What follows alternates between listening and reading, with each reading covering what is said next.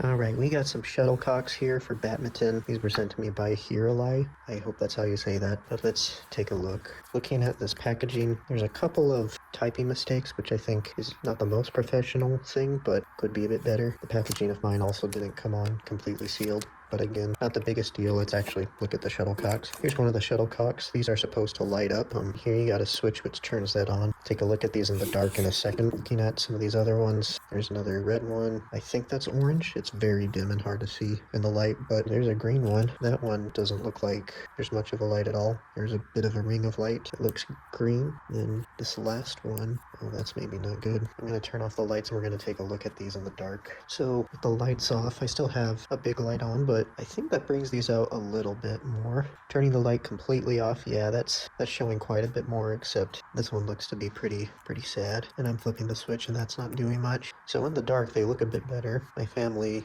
we donated our badminton equipment, so I'm not able to show with a net and a racket, but just throwing them kind of out further into my room. You can kind of see them in the dark, which I think is the biggest purpose of these, being able to play in a nighttime or dark setting, and as long as the lights work, I think they do that pretty well. So to conclude, in terms of presentation, there's a few things that I think need to be improved. The fact that one of the shuttlecocks had a burnt out or non-functioning light wasn't a good sign, but I like the cylindrical shape that these come in. Maybe that's standard. It just reminds me of tennis balls though, and I'm not a bat expert, but I think these would probably, hopefully, be okay or fine to play with. But overall, concept of light up shuttlecocks I think is neat and can make it fun to play in the dark, but there are a couple of things that I've seen just to consider.